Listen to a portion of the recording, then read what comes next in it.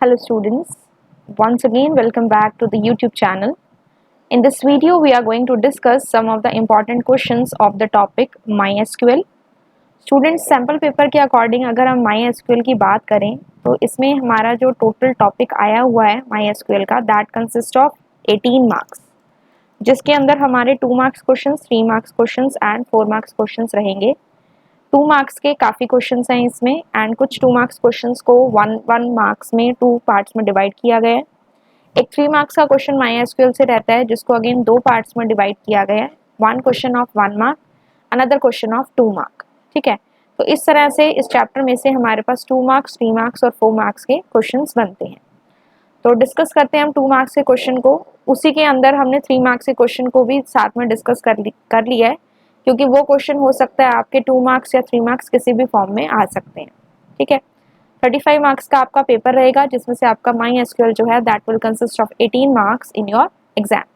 Start करते हैं students question number 1 से। What is DBMS? Now students, as you all know, DBMS stands for database management system. ये एक ऐसा software है जिसकी हेल्प से we can define, create and maintain the database and it provides the controlled access to the database. Database को हम control भी कर सकते हैं, उसे डिफाइन कर सकते हैं, क्रिएट कर सकते हैं और उसे मेंटेन कर सकते हैं। डेटाबेस के अंदर जो भी डेटा होता है वो टेबल्स की फॉर्म में डाला जाता है and the data can be added, deleted और चेंज्ड और सॉर्टेड और searched all using the DBMS software. Database management software जो होता है हमारे पास, उसकी हेल्प से हम टेबल के अंदर डेटा को ऐड कर सकते हैं, डिलीट कर सकते हैं, उसकी सॉर्टिंग कर सकते हैं या फिर उसे सर्च कर सकते हैं। So this is database management system. बात करते हैं नेक्स्ट क्वेश्चन की, that is what is a table. When we talk about what is a table and उसके अंदर हमें फील्ड्स और रिकॉर्ड्स को भी बताना है। So table is composed of rows and columns. Table के अंदर क्या होती हैं? Rows and columns which stores the data of a particular system, जो पर्टिकुलर सिस्टम के डेटा को स्टोर करता है। एंड टेबल को हम रिलेशन भी कहते हैं। Table is also known as relation. बात करते हैं next, that is what is a field. So field is the vertical column of the table. Field क्या होती है? टेबल का वर्टिकल कॉलम। जैसे कि हमारे पास अगर ये एक टेबल है तो इसमें जो वर्टिकल यानी कि अप टू डाउन जो लाइंस रहती हैं वो हमारे क्या होते हैं स्टूडेंट्स? कॉलम्स होते हैं। ठीक है, तो फील्ड क्या हुई? Vertical column of the table and उसे हम कॉलम या एट्रीब्यूट भी कहते हैं। And it store similar kind of data. एक तरह के डेटा को स्टोर करते हैं हम एक फील्ड के अंदर। फॉर एग्जांपल, एक टेबल है हमारे पास स्टूडेंट, उसमें roll number, name, class, marks, इसके अंदर एक ही टाइप का डेटा स्टोर होगा। रोल नंबर है तो सभी स्टूडेंट के रोल नंबर स्टोर होंगे, नेम है तो सबके नेम स्टोर होंगे एंड सो ऑन। तो same kind of data store हो रहा है और टेबल का वर्टिकल कॉलम है उसे हम फील्ड कहते हैं। उसका दूसरा नेम कॉलम या फिर एट्रीब्यूट भी होता है। ठीक है, नेक्स्ट बात करते हैं रिकॉर्ड की। रिकॉर्ड क्या है? Horizontal row of a table. एक टेबल है हमारे पास, उसके अंदर जो हॉरिजॉन्टल रोज होती हैं that is left to right, उन्हें हम कहते हैं रोज या फिर हम कहते हैं रिकॉर्ड्स, और इनका दूसरा नाम है टपल्स।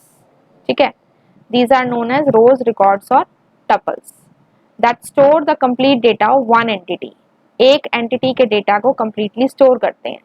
जैसे कि मेरे पास नेहा का डेटा है, यहाँ पे नेहा का रोल नंबर 2 है, नेम नेहा है, क्लास 12 है और मार्क्स 69 है।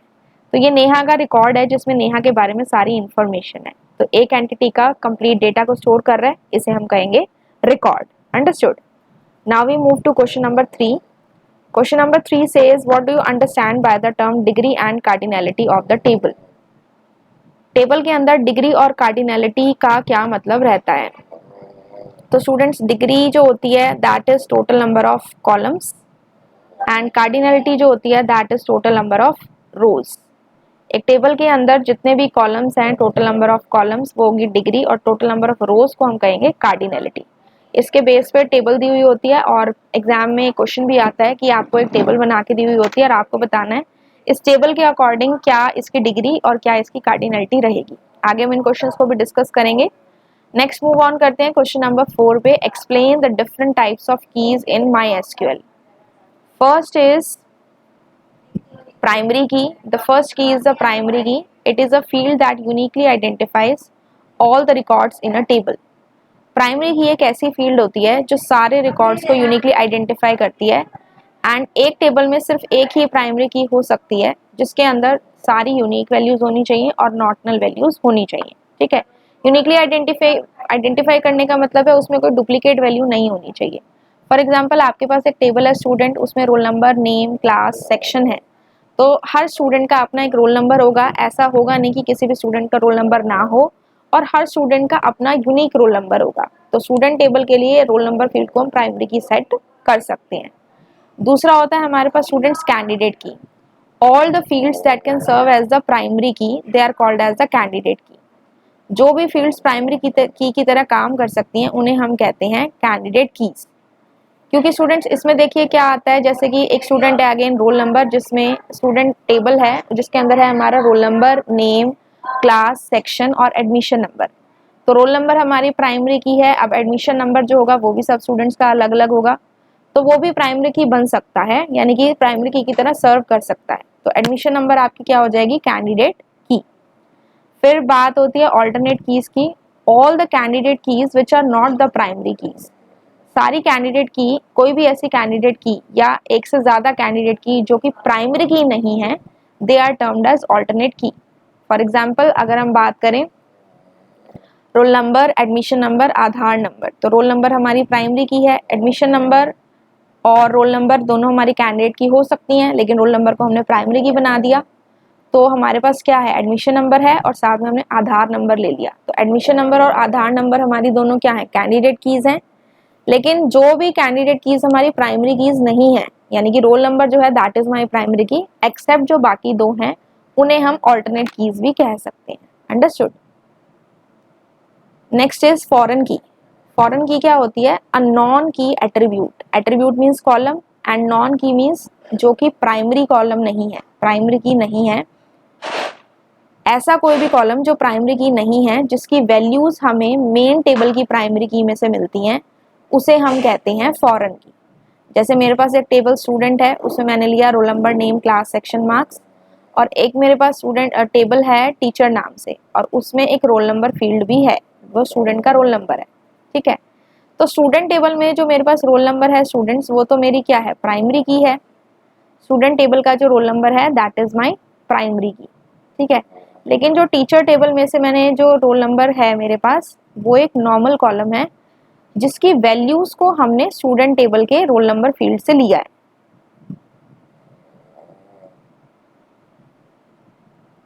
यहाँ पे हमारे पास जो रोल नंबर है इसकी वैल्यूज हमने यहाँ से ली है, that is from this roll number. ठीक है, तो यहाँ पे तो ये प्राइमरी की है, लेकिन यहाँ पे ये जो रोल नंबर है it is not a primary key. Understood. So this is a foreign key. Next हम आते हैं क्वेश्चन नंबर 5 पे। Can we have multiple keys in a table, multiple candidate keys in a table. क्या हमारे पास table में multiple candidate key हो सकती हैं। तो स्टूडेंट्स हमने क्या पढ़ा कि एक टेबल में primary key can be only one, but candidate key can be more than one also.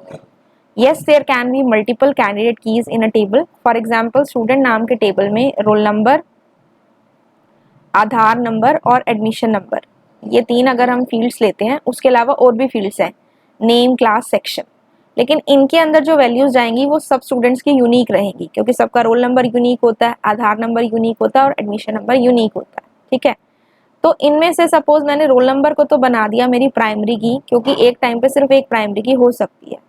तो आधार नंबर और जो एडमिशन नंबर है बाकी दोनों मेरी क्या होंगी, they will be called as the candidate keys. So क्या क्वेश्चन में पूछा गया, क्या हमारे पास मल्टीपल कैंडिडेट की हो सकती हैं, यानी कि क्या एक टेबल में एक से ज्यादा कैंडिडेट की हो सकती हैं। तो yes there can be more than one candidate key in a table as we have discussed in this answer. Okay, I hope this answer is clear. Now we move to question number 6। List some DBMS software packages. DBMS software packages के बारे में, software packages के हमें कुछ नाम बताने हैं। तो नाम कुछ इस तरह से हैं, we have MySQL, then we have Oracle, Postgre, DB2, MS SQL and Sybase। ये सारे हमारे डेटाबेस मैनेजमेंट सॉफ्टवेयर हैं जिसमें हम डेटाबेसेस बना सकते हैं और अगेन उसके अंदर हम टेबल्स भी क्रिएट कर सकते हैं। ठीक है, MySQL पे तो आपने देखा ही जैसे हम वर्क कर रहे हैं, इसके अलावा ये सब हमारे डीबीएमएस के सॉफ्टवेयर्स रहते हैं। Understood. Now we have question number 7. It says a table sports exist with 3 columns and 5 रोज। एक टेबल है स्पोर्ट्स जिसके अंदर 3 कॉलम्स हैं और 5 रोज हैं। 2 rows are added to the table. पहले कितनी रोज थी? 5। 2 रोज इसमें और ऐड कर दी, कितनी होगी? 7 हो गई। And 1 column deleted. पहले कितने थे? 3 कॉलम्स, एक कॉलम को डिलीट कर दिया, तो पहले 3 थे, 3 - 1 कितने बच गए? 2 कॉलम्स बच गए और 7 रोज हो गई। तो what will be the degree and cardinality of the table? तो अभी हमने ऊपर क्वेश्चन में डिस्कस किया था स्टूडेंट, डिग्री होती है टोटल नंबर ऑफ कॉलम्स और कार्डिनलिटी होती है total number of rose. So degree हो जाएगी 3 - 1, क्योंकि 3 कॉलम्स थे और 1 को हमने क्या कर दिया? डिलीट कर दिया। तो 3 - 1 हो गया हमारे पास 2। तो डिग्री हो गई हमारे पास 2 और कार्डिनलिटी कितनी हो गई? 5 थी रोज और 2 और ऐड हो गई। तो 5 + 2 हमारी जो कार्डिनलिटी है वो हो गई हमारे पास 7। So that is the way we have to find out the degree and cardinality of the table. ये क्वेश्चन आपका बहुत सैम्पल पेपर्स में देखा गया है, 1 मार्क में या 2 मार्क्स में आ जाता है। ठीक है, next is question number 8। Consider the table product shown below and answer the following questions. हमारे पास ये टेबल है जिसके अंदर P number, P name, quantity और डेट ऑफ मैन्युफैक्चरिंग 4 कॉलम्स है। अब इसके अंदर आपको बताना है what is the degree and cardinality of the table. Again the question is on the basis of degree and cardinality. तो degree is the total number of columns, P number, P name, quantity and date of manufacturing. तो 4 columns हो गए हमारे पास, तो degree कितनी हो गई? 4। और कार्डिनलिटी 1 2 3 4 5 रोज है हमारे पास। ये first row, then this is my second row, then third, then fourth, then fifth. तो इस तरह से हमें टोटल नंबर ऑफ रोज को काउंट करना है। तो टोटल नंबर ऑफ रोज हो गई हमारी 5। अच्छा, एक चीज स्टूडेंट्स आपको इसमें ध्यान रखनी है, some of the students what they do, वो इसको भी एज अ रो काउंट करने लग जाते हैं। तो ये आपको नहीं काउंट करनी। हेडिंग से नीचे जितना भी डेटा दिया हुआ है हर एक एंटिटी का, that you have to count. So इस केस में हमारी कार्डिनलिटी हो जाती है 5। Understood? So if we need to find out the degree and cardinality, degree will be 4 and cardinality will be 5। Next आपसे पूछ रहा है which field can be considered as the primary key in the given table, justify your answer. इस table में primary key आपकी कौन सी बनेगी? तो अगर इसमें हम प्राइमरी की देखें स्टूडेंट्स, तो यहाँ पे देखिए पी नंबर है, P name, quantity and date of manufacturing. P number के अंदर क्या कोई ऐसी वैल्यू है जो रिपीट हो रही है? नो, ना ही कोई नल वैल्यू है। तो हम पी नंबर को ले सकते हैं प्राइमरी की। यस, बिकॉज हमें प्राइमरी की के लिए कंडीशन पता है कि उसके अंदर सारी वैल्यूज यूनिक होनी चाहिए और नल वैल्यूज नहीं होनी चाहिए। और पी नेम में हमारे पास है प्रोडक्ट के नेम्स हैं, लेकिन इसमें रिपीटिशन हो रही है इरेजर की। क्वांटिटी में रिपीटिशन हो रही है 15 की, और डेट ऑफ मैन्युफैक्चरिंग जो है यहाँ पे 11 आएगा। हो सकता है डेट ऑफ मैन्युफैक्चरिंग जो है वो अलग अलग हो, ठीक है, लेकिन यहाँ पे हम पी नंबर को एक तरह से इसकी प्राइमरी की मान के चलेंगे, क्योंकि इससे हम सारे रिकॉर्ड्स को यूनिकली आइडेंटिफाई कर पा रहे हैं।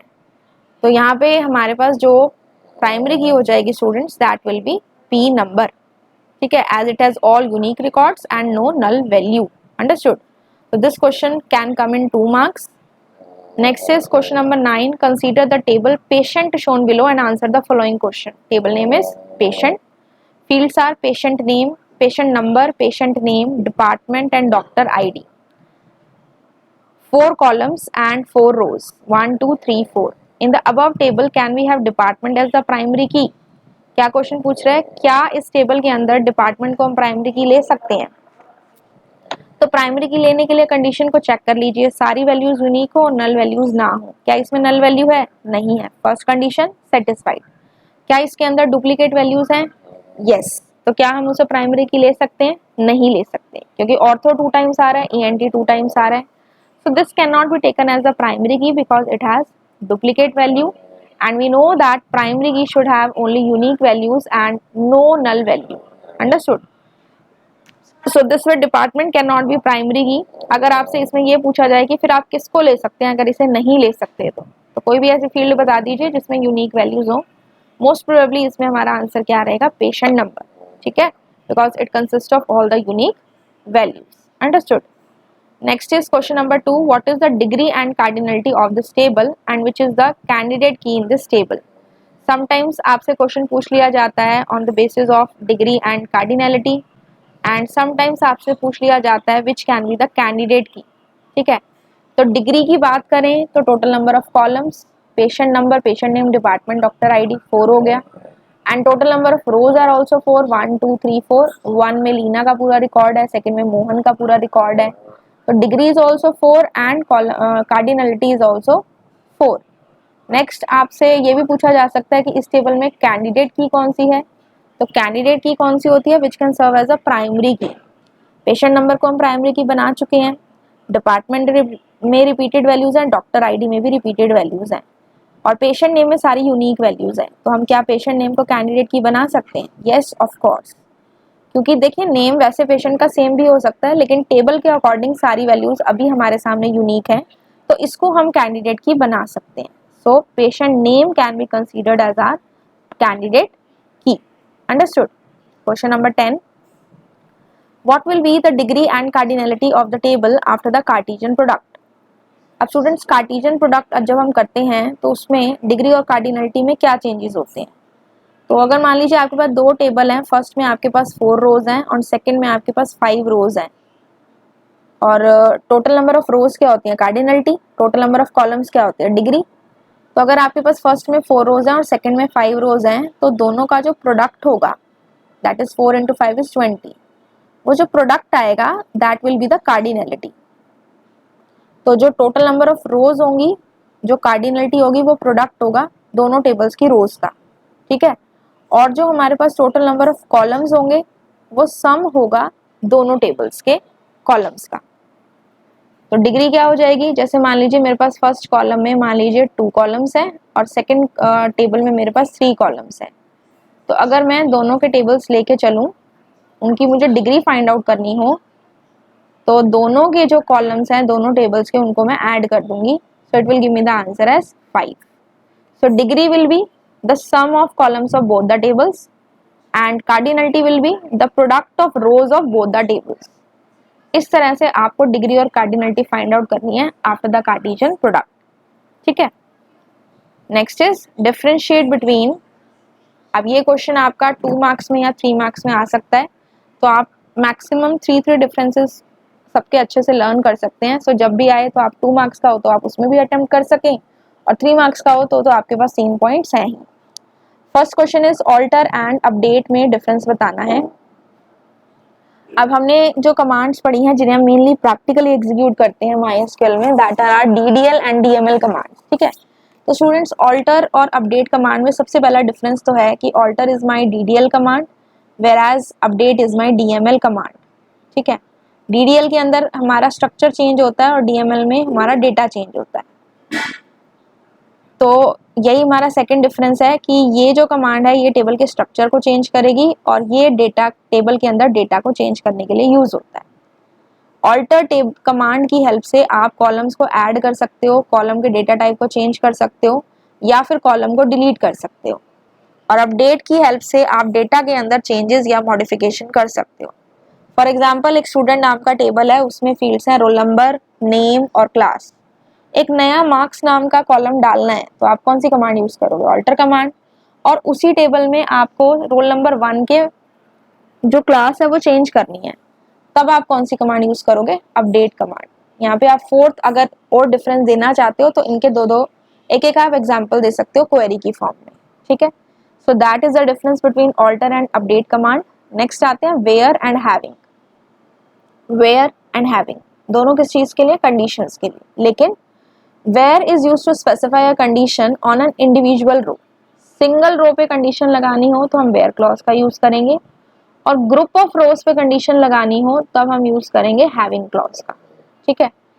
वेयर क्लॉज जो है वो एग्रीगेट फंक्शंस और ग्रुप बाय क्लॉज के साथ काम नहीं करता है, लेकिन हैविंग क्लॉज में ये कंडीशन मस्ट होती है कि अगर आप हैविंग क्लॉज का यूज कर रहे हैं तो वहां पे ग्रुप बाय क्लॉज होना चाहिए, साथ में it works with the aggregate functions like sum, max, min, ये सब, ठीक है। फॉर एग्जाम्पल मैंने कहा select star from student where roll number greater than 10। जहां पे रोल नंबर मेरा ग्रेटर देन 10 है उन स्टूडेंट्स का मुझे रिकॉर्ड दिखा दे, ठीक है। तो और उसके बाद मैंने कहा select section comma count star from student group by section having count star greater than 2।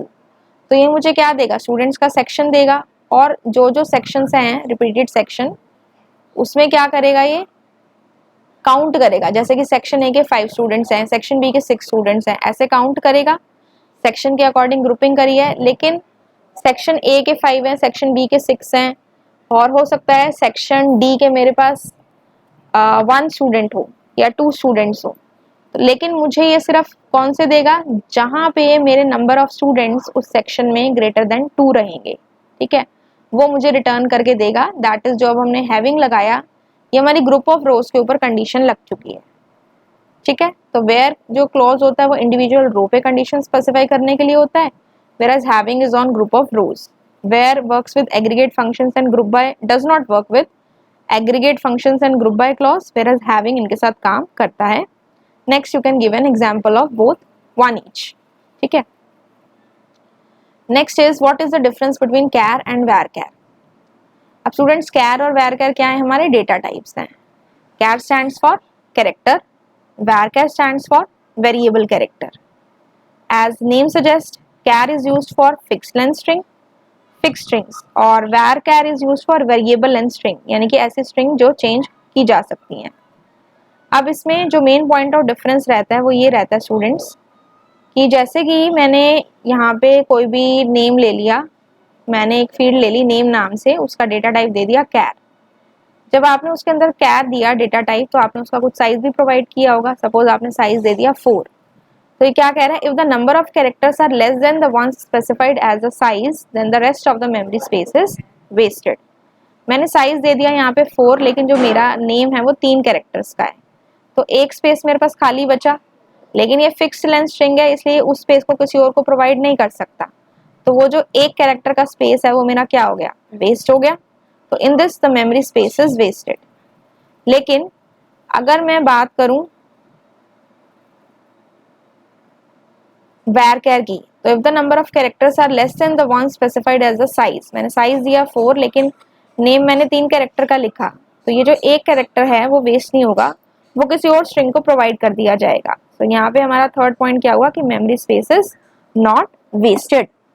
So that is the difference between char and varchar। Next is drop and delete. What is the difference between drop command and the delete command. जब भी आपके पास ये differentiate आए commands के बीच में, तो सबसे पहले तो आप चेक कर लो क्या इनके जो कमांड्स के बेसिस पे इनमें डिफरेंस है। जैसे DDL हो सकता है एक कमांड DDL हो सकता है एक कमांड DML हो, लाइक दिस। तो सीधा सीधा वो एक डिफरेंस आपका बन जाता है। ड्रॉप कमांड में पूछा है, बताया गया it is a DDL command, और डिलीट जो है it is a DML command. अब ड्रॉप कमांड जो है it is used to delete the structure as well as the content of the table.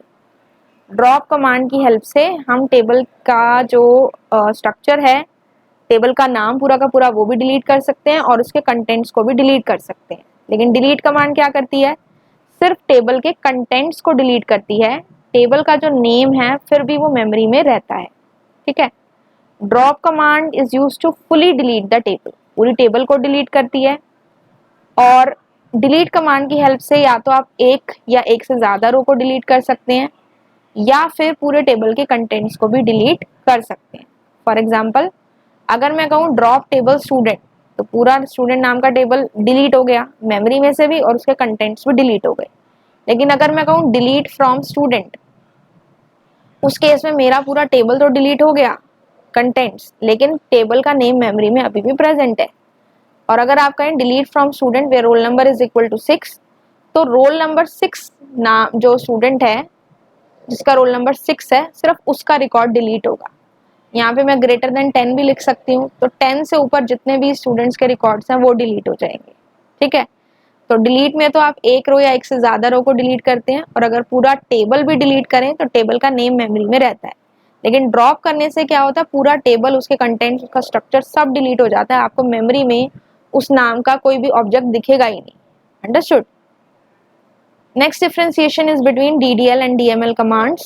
First of all तो आप इनके difference में इसकी डेफिनेशन फुल फॉर्म दे सकते हो। It stands for data definition language and DML stands for data manipulation language. DDL command table के structure के ऊपर काम करती हैं, जैसे टेबल को क्रिएट करना, या टेबल के अंदर कॉलम को ऐड या डिलीट करना, या टेबल को पूरा मेमोरी में से डिलीट करना। और DML कमांड का काम होता है टेबल के अंदर डेटा में चेंजेस कराना। इसके एग्जाम्पल्स होते हैं create, alter and drop command. और DML कमांड्स के एग्जाम्पल होते हैं इंसर्ट, अपडेट, सेलेक्ट, डिलीट। ये सारी हमारी DML कमांड्स रहती हैं, ठीक है। Question number 12 is what is the use of order by clause. तो स्टूडेंट्स ऑर्डर बाय यानी कि जो एक ऑर्डर में अरेंज करे, ये ऑर्डर बाय क्लॉज का क्या काम होता है, ये कॉलम्स को सॉर्ट करता है यानी कि उन्हें अरेंज करता है आइदर इन असेंडिंग ऑर्डर और in descending order. By default जो ऑर्डर होता है वो असेंडिंग होता है। असेंडिंग करने के लिए आप ASC कीवर्ड का भी यूज कर सकते हैं या फिर नॉर्मली भी लिख सकते हैं। और अगर आप DESC स्पेसिफाई करते हैं फील्ड नेम के बाद तो वो फील्ड आपकी डिसेंडिंग ऑर्डर में सॉर्ट हो जाती है, ठीक है। For example select star from student order by name, तो नेम किस ऑर्डर में सॉर्ट होगा, असेंडिंग और डिसेंडिंग। हमने इसके आगे ना ASC लिखा हुआ है ना DESC लिखा हुआ है, तो बाय डिफॉल्ट हमने पढ़ा जो उसकी सॉर्टिंग ऑर्डर होता है वो क्या होता है, असेंडिंग, ठीक है। आप ASC लगाएं तब भी असेंडिंग, लेकिन इसके अगर आप DESC लगा दोगे तो वो आपका डिसेंडिंग ऑर्डर में सॉर्ट हो जाएगा, ठीक है। Next is what are the uses of alter command. अभी हमने ऑल्टर कमांड पढ़ी DDL कमांड में। तो ऑल्टर कमांड की हेल्प से आप क्या कर सकते हैं, यू कैन ऐड और delete a column. It is use to change the column definition, किसी भी कॉलम के डेटा टाइप को चेंज करना हो आप वो ऑल्टर कमांड की हेल्प से कर सकते हैं। थर्ड थिंग, आप किसी भी कॉलम को रीनेम कर सकते हैं with the help of change keyword, ठीक है, कॉलम के नेम को चेंज कर सकते हो। एंड फोर्थ इज आप किसी भी इंटीग्रिटी कंस्ट्रेंट को उस पर अप्लाई कर सकते हैं या उसे रिमूव कर सकते हैं। So these are the 4 uses of the alter command, ठीक है। और ऑल्टर हमारी कैसी कमांड है, it's a DDL command, okay, it's a DDL command. So this was question number 13। अब आते हैं क्वेश्चन नंबर 14 पे, what is the use of like operator. Name and explain the usage of 2 characters use with it. 2 characters वो कौन से हैं, wild card characters. तो like operator का यूज है, it is use to search a specified pattern in a column. एक column में अगर किसी स्पेसिफाइड पैटर्न को हमें सर्च करना हो तो हम यूज करते हैं लाइक ऑपरेटर। इसके अंदर 2 वाइल्ड कार्ड कैरेक्टर्स होते हैं, एक होता है परसेंटेज और एक होता है आपका अंडरस्कोर। परसेंटेज कैरेक्टर तो क्या करता है, it is use to match any substring students, कितने भी नंबर ऑफ कैरेक्टर्स को ये मैच करवा सकता है। यानी कि अगर आपने परसेंटेज कहीं पे भी लगा दिया इट मीन्स मैनी कैरेक्टर्स, ठीक है। और अगर आपने कहीं पे अंडरस्कोर लगा दिया इट मीन्स उस अंडरस्कोर के प्लेस पे सिर्फ सिंगल कैरेक्टर ही आ सकता है, ठीक है। और इनको यूज करने के लिए हमें लाइक ऑपरेटर की रिक्वायरमेंट होती है। जैसे कि हमने कहा select star from student where name like R%। Student table में नेम नाम का एक कॉलम है, जो भी नेम R से स्टार्ट होते हैं उन सबको ये डिस्प्ले करके दिखा देगा, क्योंकि R के आगे क्या लगा हुआ है, परसेंट। तो कितने भी नंबर ऑफ कैरेक्टर हो सकते हैं, बस फर्स्ट कैरेक्टर उसका R होना चाहिए, ठीक है। इसी तरह से अगर अंडरस्कोर के एग्जांपल की बात करें, select star from student where name like there are 4 underscores here and at last the letter is A। यानी कि ये उन नेम्स को सर्च करेगा जिसका लास्ट कैरेक्टर A हो और उसके आगे 4 कैरेक्टर्स और हो, यानी कि वो नेम 5 कैरेक्टर्स का हो जिसका लास्ट कैरेक्टर A हो, ठीक है। तो इन सब के लिए दोनों जो वाइल्ड कार्ड कैरेक्टर्स हैं उनको यूज करने के लिए हमें लाइक ऑपरेटर का यूज करना पड़ता है। और जो भी आप वाइल्ड कार्ड कैरेक्टर्स के साथ लिखते हैं that should be enclosed in the single quotes, understood. So this was about question number 14। अब आते हैं क्वेश्चन नंबर 15 पे, what is the use of group by clause. Group by नाम से पता लग रहा है, it is used to combine all those records that have identical values in a particular field or a group of fields or you can say columns। ये उन records को combine करता है जिनकी सेम वैल्यूज होती हैं एक पर्टिकुलर फील्ड के अंदर। जैसे कि स्टूडेंट टेबल में सेक्शन सेम हो सकते हैं, 5 स्टूडेंट्स A सेक्शन में हो सकते हैं, 10 स्टूडेंट्स B सेक्शन में हो सकते हैं, 4 स्टूडेंट्स C सेक्शन में हो सकते हैं। तो ये ऐसे रिकॉर्ड्स को कंबाइन करता है जिनकी आइडेंटिकल वैल्यूज हैं एक पर्टिकुलर फील्ड के अंदर और अ ग्रुप ऑफ कॉलम्स के अंदर, ठीक है। जैसे कि मुझे सेक्शन वाइज डेटा को अरेंज करना है तो मैं क्या कहूँगी, सेलेक्ट सेक्शन, और काउंट करना है तो select section comma count star from student group by section. Section के अकॉर्डिंग ग्रुपिंग करनी है तो कैसे दिखाएगा आउटपुट कि A सेक्शन में इतने स्टूडेंट्स हैं, B सेक्शन में इतने स्टूडेंट्स हैं, लाइक दिस, ठीक है। This is the use of group by clause. Question number 16 is what is domain in MySQL? Students, domain होता है pool of values from which the data is entered for a particular field. For example, मेरे पास एक student table में marks नाम की field है, marks नाम का कॉलम है। तो उसके अंदर कोई भी वैल्यू जाएगी। मान लीजिए मैं 100 में से स्टूडेंट्स के मार्क्स डाल रही हूँ, तो 100 में से जो मैं स्टूडेंट के मार्क्स डाल रही हूँ वो किस रेंज में डालूंगी, 0 से लेके 100 और उसके बीच में जितनी भी वैल्यूज हैं वही डालूंगी। For marks field in a table student, domain क्या होगी, set of values from a range of values. जैसे मैंने फर्स्ट स्टूडेंट के लिए मार्क्स डाल दिए 90, सेकंड के लिए डाल दिए 75, थर्ड के लिए डाल दिए 86, इस तरह से। तो ये जो मैं वैल्यू सिंगल सिंगल डाल रही हूँ वो कहाँ से डाल रही हूँ, मेरे पास इन सबका एक पूरा ग्रुप है, तो वो पूल ऑफ वैल्यूज, वो ग्रुप जहां से इनको डाला जा रहा है उसको हम बोलते हैं domain. Understood. Next question is what is the difference between equi join and natural join. Students, equi join और नेचुरल ज्वाइन हमने पढ़ा है MySQL के जो हमने वीडियोस देखी हैं उसमें पढ़ा है। इस वीडियो के डिस्क्रिप्शन में I will provide you the link of the full playlist of the MySQL। आप उसमें से जाके सारे टॉपिक्स को थॉरोली पढ़ सकते हैं। ये हमारे पास जो PDF है इसके अंदर सारे आपके इंपॉर्टेंट क्वेश्चंस हैं जो एक्सपेक्टेड हैं आपके एग्जाम में आने के लिए।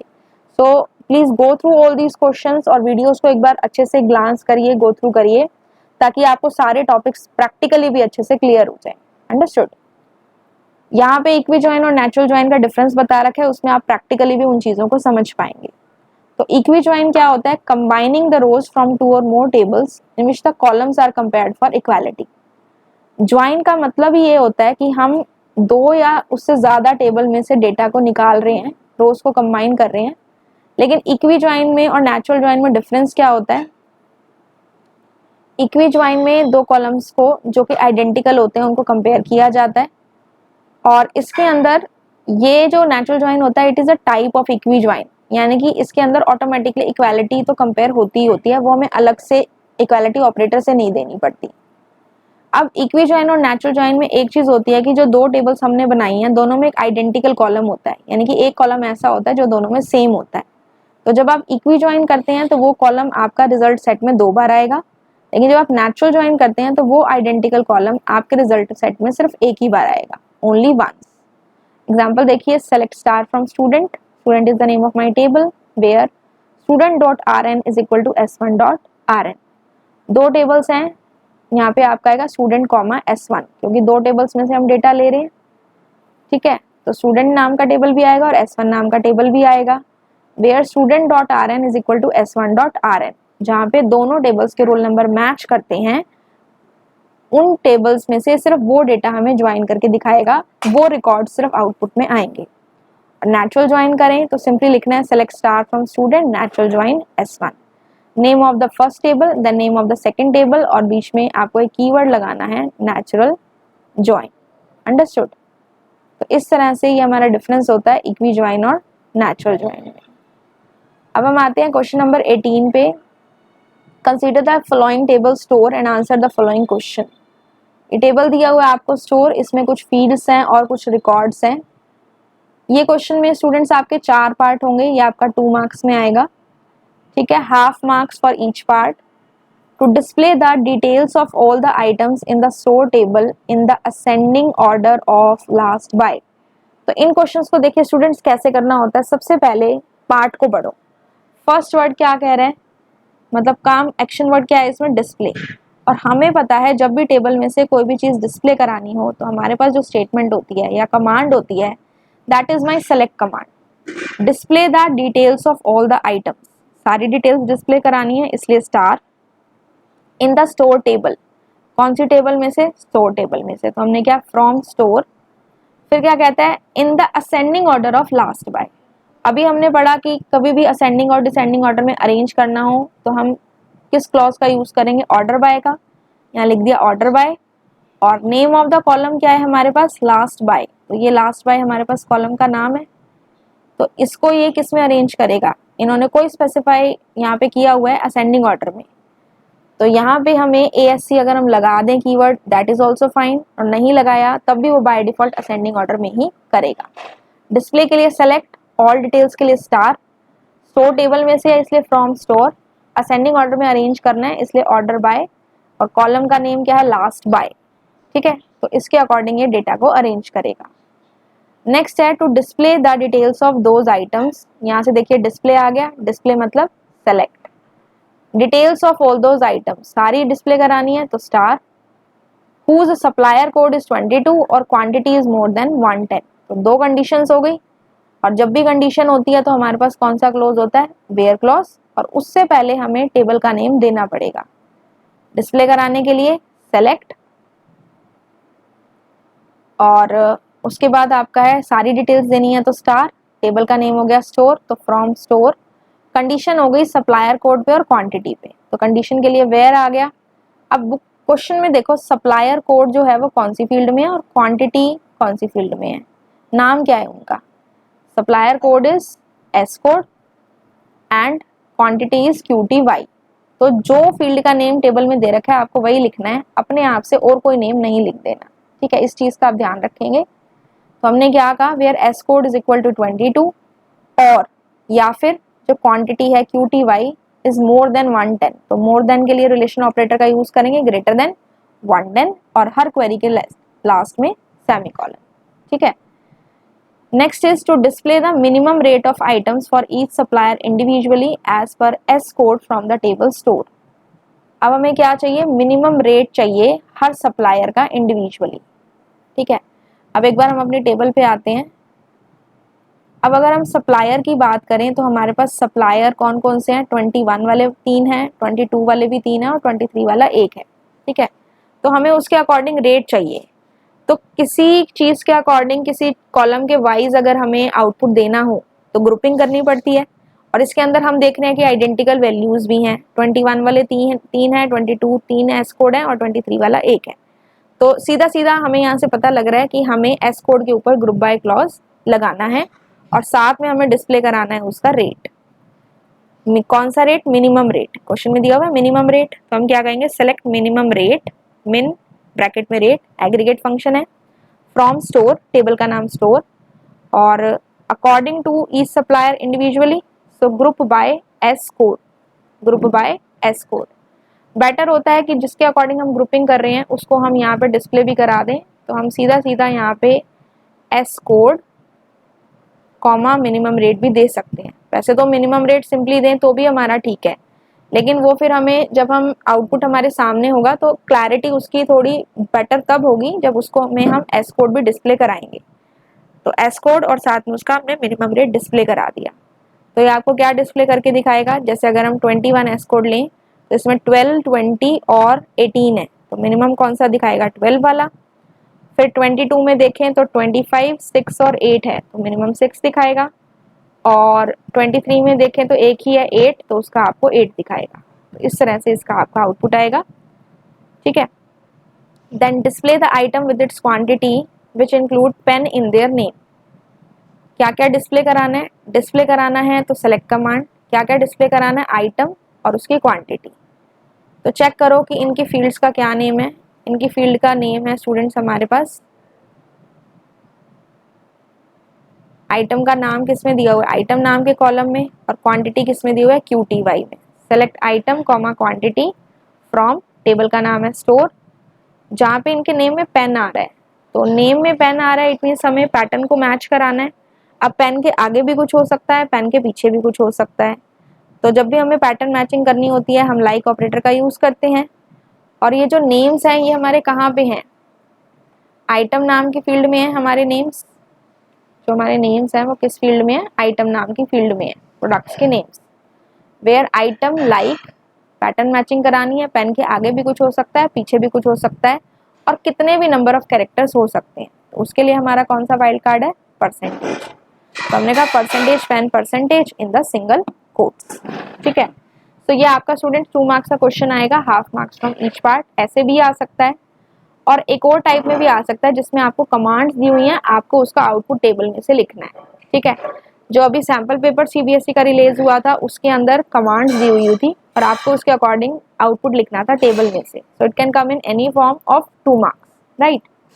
Now here we have been given the table sports and it consists of the column student number, class, name, game 1 grade, game 2 grade 1। जो ये वाला ग्रेड है ये game 1 का है और ये जो grade 1 है वो game 2 का है, ठीक है। अब इसकी क्वेरीज पे आते हैं। सबसे पहली क्वेरी है select game 1, game 2 from sports, table name is sports, where name like A%, यानी कि हमें गेम 1 और गेम 2 डिस्प्ले करके दिखाना है। तो 2 कॉलम बना दिए गेम 1 और गेम 2 के नाम से। क्या होना चाहिए उसमें, उनका जो नेम है वो ए से स्टार्ट होना चाहिए, आगे कितने भी नंबर ऑफ कैरेक्टर्स हो सकते हैं। तो आप इस टेबल में चेक करो ए नाम से कौन कौन से नेम है, एक तो अर्चना है और एक आपका अर्पिता है। लेकिन क्या हमें इनके नेम्स डिस्प्ले कराने हैं? नो, हमें गेम 1 और गेम 2 इनका डिस्प्ले कराना है। तो अर्चना का गेम 1 बास्केटबॉल है और गेम 2 क्रिकेट है, अर्पित का गेम 1 क्रिकेट है और गेम 2 एथलेटिक्स है। तो इस तरह से हमने आउटपुट में देना है, लाइक दिस। ठीक है, I hope students this question is clear. Second पे आते हैं, select max class from sports. Sports में से मैक्स क्लास बतानी है। मैक्स क्लास एग्रीगेट फंक्शन है, कौन सी फील्ड पे लगा हुआ है? क्लास पे। तो इस क्लास फील्ड में से आप चेक करिए कौन सी मैक्सिमम क्लास है। 7 8 7 7 9 10, तो मैक्सिमम क्लास हमारे पास कौन सी हो गई? 10। तो हम इसके आउटपुट को कैसे लिखेंगे? जो भी कोई में दिया होता है ना सेलेक्ट के बाद, एज इट इज ये हमें लिखना होता है, मैक्स क्लास और नीचे आंसर आ गया आपका 10। तो इस तरह से आपने इस क्वेश्चन के आंसर को लिखना है स्टूडेंट्स। थर्ड पार्ट पे आते हैं, select star from sports. Star means सारी डिटेल्स, यानी कि सारे कॉलम्स। ठीक है, तो सारे कॉलम के नेम लिख दो पहले, student number, class name, game 1 grade, game 2 grade 1, सारे कॉलम के नाम लिख दिए। अब वापस क्वेश्चन पे आइए, where game 1 is equal to tennis and grade is equal to A. बीच में क्या लगा हुआ है? And operator. तो एंड ऑपरेटर का मतलब है दोनों कंडीशन हमारी सेटिस्फाई होनी चाहिए। गेम 1 हमारा टेनिस है और ग्रेड हमारी क्या है? ए है। तो क्वेश्चन पे आते हैं वापस, कौन सा ऐसा स्टूडेंट है जिसकी गेम 1 टेनिस है और ग्रेड ए है? टेनिस यहाँ पे है और यहाँ पे है, इसका ग्रेड ए है और इसका ग्रेड सी है, लेकिन हमें क्या चाहिए? जिसका ग्रेड ए हो। तो ये वाला रिकॉर्ड हो गया हमारे पास, ये पूरा रिकॉर्ड एज इट इज हमारा जाएगा। 11 8 सुजीत, टेनिस ए, स्केटिंग सी। तो हमारे आउटपुट में इस तरह से आ जाएगा और फील्ड के नेम आपको टेबल जो गिवन है उसमें से आपने लिख देने हैं। ठीक है स्टूडेंट्स। फोर्थ पार्ट पे आते हैं, select student number name from sports wear name in Kamal comma Veena. क्या क्या चाहिए? स्टूडेंट नंबर और नेम। तो हेडिंग दे दो पहले, स्टूडेंट नंबर और name. Table name is sports, जहाँ पे नेम क्या हो? नेम फील्ड के ऊपर लगा हुआ है आपका इन ऑपरेटर। क्या क्या नेम हो? कमल और वीना। तो कमल और वीना नेम तो हमें पता है, उसका हमें क्या चाहिए? साथ में स्टूडेंट नंबर चाहिए। तो आप मेन टेबल में से चेक कर लो कमल और वीना का स्टूडेंट नंबर क्या है। तो कमल और Veena student number is 12 and 13. So that will come in the output and that will be shown to you like this. Understood? So this is the way you have to solve the 2 marks question, जिसमें आपकी commands होंगी और आपको उसके output लिखने हैं like this. ठीक है। अब स्टूडेंट्स इसके अलावा जो 3 मार्क्स के क्वेश्चन होंगे उसमें आपका कोई 1 मार्क में क्वेश्चन आ सकता है और 2 मार्क्स में डिवाइड होके आ सकता है 2 पार्ट्स में। जैसे कि आपसे पूछ लिया जाए कि एक टेबल क्रिएट करनी है या एक डेटाबेस क्रिएट करना है, तो नाम दे दिया आपको डेटाबेस का, मान लीजिए स्कूल नाम का डेटाबेस क्रिएट करना है, तो उसके लिए क्या कमांड होगी? टेबल क्रिएट करनी है, इसकी क्या कमांड होगी? इसके अंदर ये फील्ड्स हैं, तो ये कमांड लिखनी आ सकती हैं। ठीक है, इस तरह से आपके क्वेश्चन आ सकते हैं। अब बात करते हैं हम 4 मार्क्स के क्वेश्चन के, जो कि अगर आपने अच्छे से समझ लिए तो आपके 4 मार्क्स गारंटीड फुल मार्क्स आप 4 उसमें स्कोर करेंगे। क्या क्वेश्चन कहता है? इस तरह का जो क्वेश्चन आएगा 4 मार्क्स का स्टूडेंट्स, उसमें आपके 2 टेबल्स होंगे और आपको कुछ क्वेश्चंस पार्ट्स उसके ऐसे दिए होंगे जिसमें से आपको दोनों टेबल में से डेटा को फेच करना होगा। ठीक है, अब समझते हैं एग्जांपल से। हमारे पास यहाँ पे 2 टेबल हैं, एक है शॉपी और एक है एक्सेसरीज। शॉपी में आपके 3 कॉलम्स हैं और 5 रोज हैं, और एक्सेसरीज टेबल में 4 कॉलम्स हैं और 10 रोज हैं। तो यहाँ पे क्या कह रहा है? सबसे पहले display the name and prices. 1 by 1 इसको समझ के करेंगे। पहला है डिस्प्ले, डिस्प्ले के लिए लगा दिया सेलेक्ट नेम एंड प्राइसेस। तो इसके लिए आपको टेबल में से चेक करना है कि नेम एंड प्राइसेस के लिए कॉलम का नेम क्या है। नेम का नेम ही है और प्राइसेस के लिए प्राइस है, तो आपने यहाँ पे फील्ड का नेम देना है select name comma price of all the accessories in the ascending order of their price. जो ये 2 टेबल हैं नेम और प्राइस, ये एक ही टेबल के अंदर हैं, कॉलम्स हैं जो 2 एक्सेसरीज टेबल में। तो select name comma price from accessories in the ascending order of their price. किसके अकॉर्डिंग लेना है? प्राइस के अकॉर्डिंग असेंडिंग ऑर्डर में। और कोई भी ऑर्डर देना हो तो we have the clause which is the order by clause. और किस फील्ड के अकॉर्डिंग देना है? प्राइस के अकॉर्डिंग। तो यहाँ हमने फील्ड का नाम लिख दिया प्राइस। असेंडिंग में देना है इसलिए हमने आगे कुछ नहीं लिखा, डिसेंडिंग में देना होता तो DESC आगे लगाते। ठीक है, दोबारा देखते हैं। डिस्प्ले कराने के लिए सेलेक्ट कमांड, नेम और प्राइसेस लेने हैं, तो नेम के लिए फील्ड नेम ही है, प्राइसेस के लिए प्राइस है, table is accessories and ascending order में देने हैं तो ऑर्डर बाय क्लॉज लगाया, और किसके अकॉर्डिंग असेंडिंग ऑर्डर में देने हैं हमें, प्राइस कॉलम के अकॉर्डिंग, तो यहाँ पे कॉलम का नेम आ गया प्राइस। ठीक है, next question, to display the ID and S name of all the shoppe located in Nehru place. सबसे पहले क्या है, डिस्प्ले, तो डिस्प्ले के लिए हम क्या लगा देंगे, सेलेक्ट। उसके बाद क्या है, ID and S name, S name का मतलब शॉपी नेम, तो यहाँ पे हमारे पास डिस्प्ले के लिए तो लग गया सेलेक्ट, आईडी के लिए फील्ड हमारी आईडी है, एस नेम के लिए भी एस नेम है, और ये दोनों फील्ड्स एक ही टेबल में है। ऊपर देखिए ध्यान से, यहाँ पे आपके पास जो टेबल है शॉपी, इसमें आईडी भी है और हमारे पास एस नेम भी है, तो टेबल का नाम एक ही जाएगा क्योंकि एक ही टेबल में से डेटा को फेच कर रहे हैं। अब इसने क्या कह दिया, लोकेटेड इन नेहरू प्लेस, तो नेहरू प्लेस जो है उस फील्ड का नाम क्या है, एरिया, तो कंडीशन है, तो क्या लिखेंगे कंडीशन के लिए, where area is equal to Nehru place, तो यहाँ पे हमारे पास क्या आ गया, where area is equal to Nehru place, और ये जो हमारी फील्ड है इसमें टेक्सचुअल डेटा है इसलिए ये कोट्स में आएगा। Understood. Third part, to display minimum and maximum price of each name of accessories, minimum and maximum price, तो क्वेश्चन से ही पता लग रहा है मिन और मैक्स फंक्शन हमें लगाना पड़ेगा। किस पे लगाना है, फील्ड भी हमें क्वेश्चन में ही बता रखी है, दैट इज प्राइस, और डिस्प्ले कराना है तो what will be my command, select command, select min price comma max price of each name of the accessories. अब ये प्राइस और नेम जो है वो मेरे एक ही टेबल के अंदर है, नेम और प्राइस मेरे एक ही टेबल के अंदर है which is my table accessories, तो मुझे क्या चाहिए यहाँ से, मैक्स और मिन प्राइस कौन से टेबल में से, एक्सेसरीज में से, साथ में उसका नेम चाहिए, तो मैंने कह दिया नेम, ग्रुप बाय नेम। अब नेम के अकॉर्डिंग ग्रुपिंग करनी पड़ेगी इसकी कि इस नेम के मिनिमम प्राइस ये है। अब ग्रुपिंग हम क्यों कर रहे हैं इसके अंदर, नॉर्मली भी करते तो आ जाता, लेकिन यहाँ पे देखो आइडेंटिकल वैल्यूज है, मदरबोर्ड मदरबोर्ड, 2 बार मदरबोर्ड है, ठीक है। इसके बाद हमारे पास जो है हार्ड डिस्क भी 2 टाइम्स है, फिर हमारे पास कीबोर्ड भी 2 टाइम्स है, माउस भी 2 टाइम्स है, एलसीडी भी 2 टाइम्स है, तो नेम के अकॉर्डिंग ग्रुपिंग करनी पड़ेगी और नेम के अकॉर्डिंग ही हमें मैक्सिमम और मिनिमम प्राइस बताना पड़ेगा, ठीक है। तो दैट इज वाई हमने नेम के ऊपर ग्रुप बाय क्लॉज लगाया। अगर हम 2 मदरबोर्ड में देखें तो मैक्सिमम प्राइस उसका 12,000 है और मैक्सिमम उसका 13,000 है और मिनिमम उसका 12,000 है। ऐसे अगर हम हार्ड डिस्क में देखें तो मैक्सिमम हमारा 5,000 है और मिनिमम हमारा 4,500 है, ठीक है। तो इस तरह से हमें क्वेश्चन को समझना है। इस क्वेश्चन में बता नहीं रखा था कि ग्रुपिंग करनी है नहीं, ये चीज़ हमें खुद समझनी पड़ेगी क्योंकि यहाँ पे जो नेम है वो मोर देन 1 टाइम आए हुए हैं, ठीक है। तो that is why we have used the group by clause here. Understood. Next is to display कराना है तो select name and price, name और प्राइस एज इट इज है, of all the accessories and their respective S name. Shop name भी इसके अंदर बताने हैं, तो इसके अंदर नेम और प्राइस तो हमने एज इट इज ले लिया, लेकिन जो शॉप का नेम है वो हमें एक्सेसरीज टेबल में से नहीं मिलेगा, वो हमें शॉपी टेबल में से मिलेगा।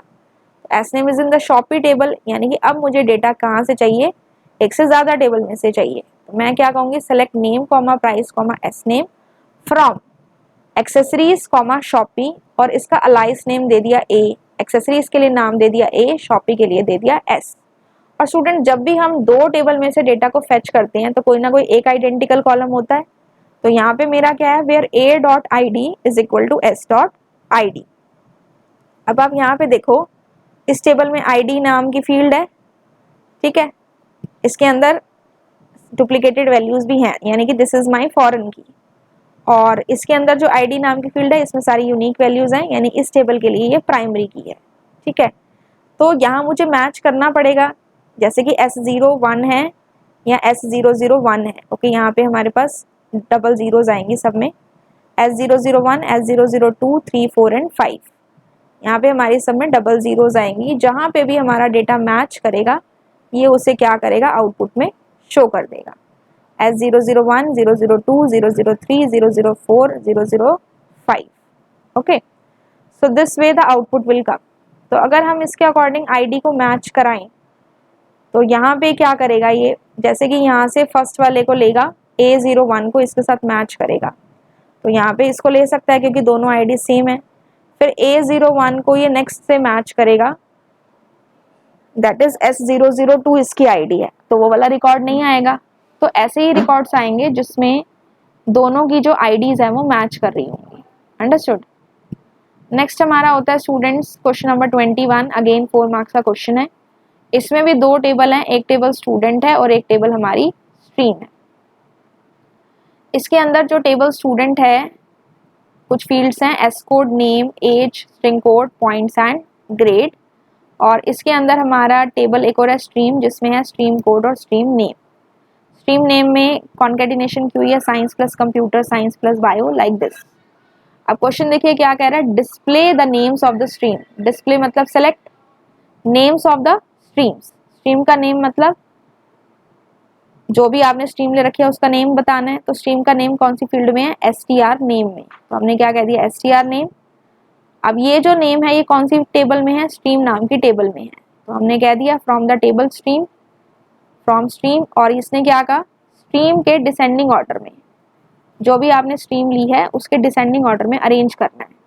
तो जब भी सॉर्ट करने की बात आती है तो कौन सा क्लॉज हम यूज करते हैं, order by clause, order by stream name जो कि हमने यहाँ लिया है, और डिसेंडिंग ऑर्डर है तो यहाँ पे हमें कीवर्ड दे देंगे DESC और लास्ट में सेमीकोलन। ठीक है। नेक्स्ट है to display the number of students. Display मतलब सेलेक्ट, नंबर ऑफ स्टूडेंट्स यानी कि काउंट करना है। नंबर ऑफ स्टूडेंट्स का मतलब है कि कितने स्टूडेंट्स हैं according to the given condition, जो कि है whose points are more than 5। तो नंबर ऑफ स्टूडेंट्स निकालने हैं तो हमने कह दिया काउंट स्टार, कौन सी टेबल में से, from student where points greater than 5। Check करिए नंबर ऑफ स्टूडेंट्स हमने लगाने हैं जहाँ पे पॉइंट्स ग्रेटर देन 5 है। यहाँ पे पॉइंट्स की फील्ड है, यस है। टेबल का नाम क्या है, स्टूडेंट। तो select count star from student where points greater than 5। ठीक है, मोर देन के लिए रिलेशन ऑपरेटर हो गया, कंडीशन के लिए वेयर क्लोज हो गया। अंडरस्टूड। अब आते हैं थर्ड क्वेश्चन पे, to upgrade grade to A for all those students who are getting more than 8 as points. यानी कि उन स्टूडेंट्स को A ग्रेड देना है जिनके पॉइंट्स जो हैं वो ग्रेटर देन 8 हैं। तो चेंजेस करने हैं डेटा के ऊपर, तो चेंजेस करने के लिए हमारी कौन सी कमांड होती है, अपडेट कमांड। अब तक हम डिस्प्ले करा रहे थे तो सेलेक्ट कमांड यूज कर रहे थे, लेकिन अब हम चेंजेस करा रहे हैं तो अपडेट कमांड का यूज करेंगे। अपडेट के साथ हम देते हैं आपके टेबल का नेम जो कि है स्टूडेंट, ग्रेड को क्या सेट करना है, A, सेट एक कीवर्ड है, और फील्ड का नाम देख लेते हैं क्या है जहाँ पे ग्रेड्स हैं, दैट इज ग्रेड इटसेल्फ। यहाँ पे ग्रेड दिया हुआ है जिसमें अभी हमारे पास सारी नल वैल्यूज हैं। ग्रेड कितना देना है, A देना है जिनके भी पॉइंट्स जो हैं वो ग्रेटर देन 8 हैं। तो यहाँ पे जिनके भी पॉइंट्स ग्रेटर देन 8 है, कंडीशन आ गई तो वेयर पॉइंट्स ग्रेटर देन 8। अब यहाँ पे देखो हमारे पास जो 8 से ज़्यादा वाला है वो 9 है, तो जब आपके पास आउटपुट आएगा तो इस नल के प्लेस पे वहाँ पे A हो जाएगा। लेकिन हमें यहाँ चेंजेस नहीं करके दिखाने होते, हमें इस क्वेश्चन में सिर्फ क्या लिखना होता है, आउटपुट कमांड लिखनी होती है। तो हमने क्या कहा, update student set grade is equal to A where points greater than 8, जहाँ पे भी पॉइंट्स 8 से ज़्यादा है। ठीक है। कंडीशन के लिए वेयर क्लॉज, जो आपने चेंजेस करने हैं उसके लिए अपडेट और सेट, और जो भी आपने किसी भी कॉलम के ऊपर अगर कंडीशन लगानी है तो हो सकता है उसका नेम्स जो आपके क्वेश्चन के अंदर पार्ट दिया हुआ है उसमें कुछ और हो, लेकिन आपको वही नेम लिखना है जो क्वेश्चन के टेबल के अंदर दिया हुआ है as the name of the column. इस चीज का आपको स्टूडेंट बहुत ध्यान रखना है। ठीक है। नेक्स्ट पार्ट कहता है arts plus maths stream is no more available, make necessary changes in the table stream. अब अगर हम टेबल स्ट्रीम में जाएं तो ये आर्ट प्लस मैथ स्ट्रीम पहले थी लेकिन अब उन्होंने हटा दी है, तो हमें क्या करनी पड़ेगी, इस पूरी की पूरी रो को डिलीट करना पड़ेगा। ठीक है। तो जब भी डिलीट करना होता है तो हमारे पास क्या कमांड होती है, डिलीट कमांड। ठीक है। तो डिलीट फ्रॉम स्ट्रीम, कंडीशन क्या दे रखी है, जहाँ पे हमारी जो स्ट्रीम है वो है आर्ट्स प्लस मैथ्स। तो यहाँ पे देख लीजिए ये जो आर्ट्स प्लस मैथ्स लिखा हुआ है इसकी फील्ड का नाम क्या है, स्ट्रीम नेम है, STR नेम।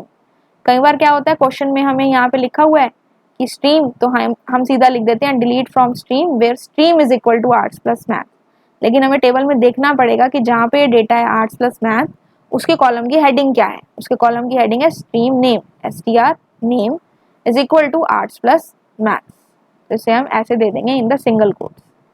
तो इस तरह से फिर आपका वो रिकॉर्ड वहाँ से डिलीट हो जाएगा। ओके स्टूडेंट्स, तो इस तरह के आपके 4 मार्क्स के क्वेश्चन आएंगे। तो जितने भी आपके क्वेश्चंस MySQL में से बन सकते हैं वो सारे हम इस PDF के अंदर, इस वीडियो के अंदर डिस्कस कर चुके हैं स्टूडेंट्स।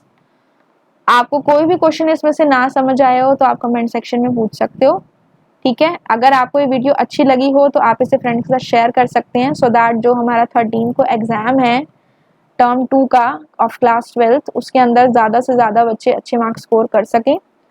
इफ़ यू वांट इस क्वेश्चन को और अच्छे तरीके से that can be understood practically, if you want me to make a video for this question to be done practically, I'll explain you that also. Please tell me in the comment section, and I'll meet you in my next video with the another important questions of the other units and then the sample papers. Thank you students and have a good day.